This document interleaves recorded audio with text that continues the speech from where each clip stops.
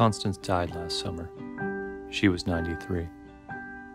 At the funeral, my uncle closed with, "She will live in our mind and hearts forever." I guess that's what this is all about.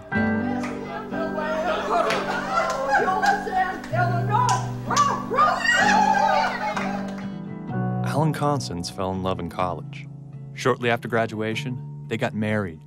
They were young, free, and began to travel the world. Then World War II began, and Al got drafted. He was a pilot, flying 50 missions over Europe. When he was discharged, he joined the Pan Am family, as well as starting one of his own. With 3 daughters and another on the way, they were living the American dream. Then in 1949, Al moved the family to Rio. For years, they rubbed elbows with dignitaries, celebrities, and politicians. Unfortunately, that would all change.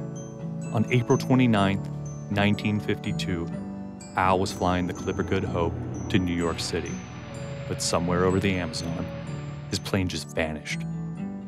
Planes searched for days, but the enormous Amazon apparently swallowed the Clipper. It's the equivalent distance from the coast of California to the Mississippi River. And with no tracking technology, the plane could have been anywhere. Miraculously, smoke was spotted.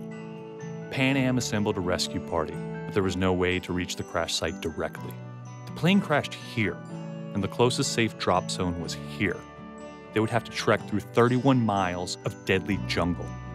Men like Charlie Boaz risked their lives in hopes of finding those 50 crash victims. Started to cut our way through the jungles from the river's edge over to the wreckage site. They were afraid to move because of the fear of the jungle and the fear of the unknown. But priorities would suddenly change.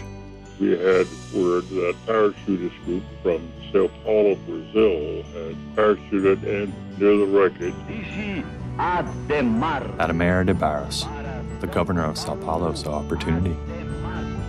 He hired a renegade group of paratroopers to parachute into the crash site directly. He was trying to curry favor with the people of Brazil.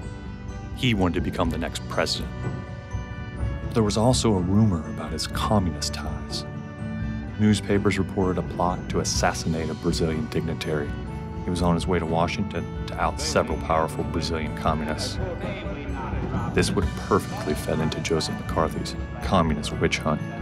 Have you no sense of decency, sir? At long last, have you left no sense of decency? Nearly broken, the search party finally reached the Clipper Good Hope, a full day after the paratroopers. They arrived to see a charred fuselage, and they knew there were no survivors. The investigation would point to Engine 2 as the cause of the crash, but Engine 2 was conspicuously missing. They continued to search, and then it happened.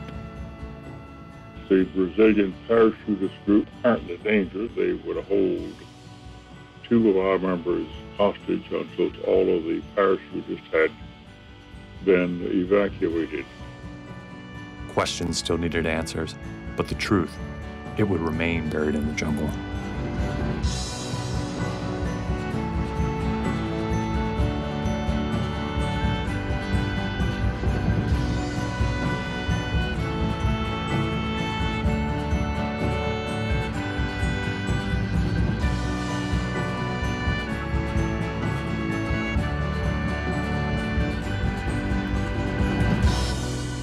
My search was never intended to be about a plane crash.